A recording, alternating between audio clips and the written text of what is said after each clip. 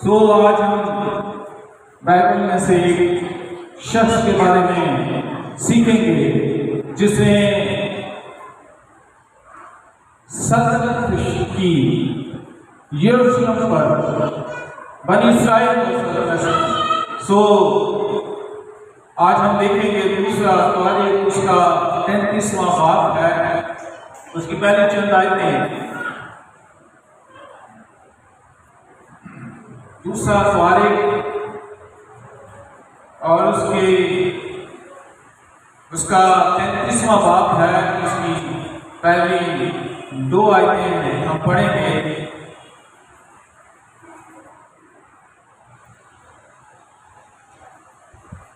और यहाँ लिखा है, सुनिए गौर से, लिखा है मुनस्सी 12 बरस का था जब वो सल्तनत करने लगा और उसने यरूशलेम में 55 बरस सल्तनत की। कितने बरस सल्तनत की?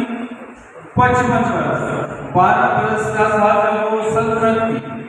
12 बरस का हमारे सामने छोटा बच्चा ही होता है।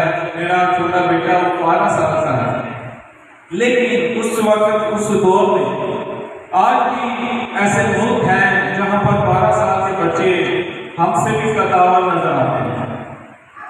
और उस वक्त बनी इस्राइल में उनके कद ज्यादा होते थे, शेष नहीं होते थे, जोर आगे होते थे। और ये 12 बरस का 55 बरस जो है यरूशलेम पर सल्तनत की। उसने उन कौमों के नफरत अंगेज कामों के मुताबिक जिनको खुदावंद ने बनी इस्राइल के आगे से दफा किया था, यानी हटाया था, वही किया जो खुदावंद की नजर में बुरा था।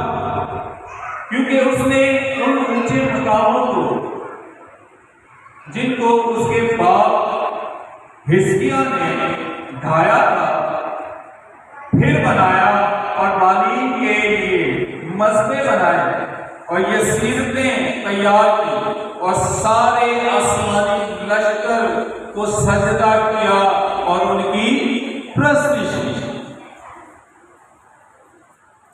सब कहेंगे आमीन, क्योंकि यही हमने जो सुना है कलाम में लिखा है। और ऐसा ही हुआ और ऐसा ही इसने किया। और मैं समझता हूं मुनस्सी बदकिस्मत इंसान अपने दौर पर उसने वो काम किए जो खुदा की नजर में नफरत अंगेज थे, वो काम किए जिससे खुदा राजी नहीं था। उसने क्या किया जी? आसमानी लश्करों की परस्तिश, उनकी असीसें बनाई, उनकी मूर्तें बनाई, उनके लिए मस्जिदें तैयार किए और वही काम किया जो उसके बाप दादा करता है। हिजकिय्याह ने भी पहले यही किया, फिर उसे डाल दिया। जब खुदा ने उसे मारा वो बीमार पड़ गया। और फिर लिखा है यहाँ पर हमने पढ़ा कि उसने जो आसमानी लश्करों को, उनकी सीरतों को, उनके मजहबों को सजदा किया और उसकी प्रस्तुति की। और मुनस्सी जो है ने ये खुदा के हजूर नफरत अंगेज काम किया। क्या ये काम अच्छा किया? क्या खुदा की नजर में ये काम अच्छा भला? अगर हम होते या आप होते मुनस्सी को माफ करते जो कुछ उसने किया। फिर आगे लिखा है कि उसने खुदाम के घर में जिसकी बाबत खुदाम ने फरमाया था कि मेरा नाम यरूशलेम में हमेशा रहेगा, मस्जिदें बनाए। आसमानी लश्करों से, आसमानी लश्कर क्या है? सूरज, चांद, सितारे और मूर्तें, ऐसे देवी देवताओं की बाली के जो है मूर्तें, उनको और उनके मस्जिदें बनाए। और उसने बिन हनून की बाती में अपने फर्जंदों को, किनको जी? अपने फर्जंदों को, फर्जंद कहते हैं बेटे बेटियों को, अपने फर्जंदों को आग में जलवाया और वो शगुन मानता और जादू और अफसून करता और बदमुहों के आशनाओं और जादूगरों से ताल्लुक रखता है। अभी क्या करता था जी? वो शगुन मानता था, वो जादूगरों से ताल्लुक रखता था, वो ऐसे जो है देवी देवताओं को मानता था जो जादूगरी में मलूस थी, जो उनके काम करते थे, जो उसके लिए कुछ करते थे।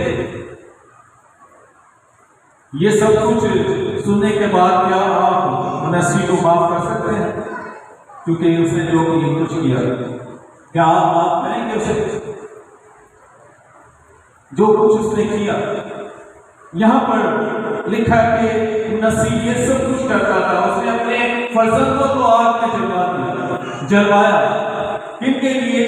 देवी देवताओं के लिए, बालिन के लिए। अपने बच्चों को आग में डाल दिया ताकि मेरे देवी देवता, मेरे जो है जिनको वो मानता था, वो खुश हो जाए। और लिखा कि वो शगुन मानता, जादू और अफसून करता और बदमुहों के आशानाओं के पैरों था, उनको माना करता था।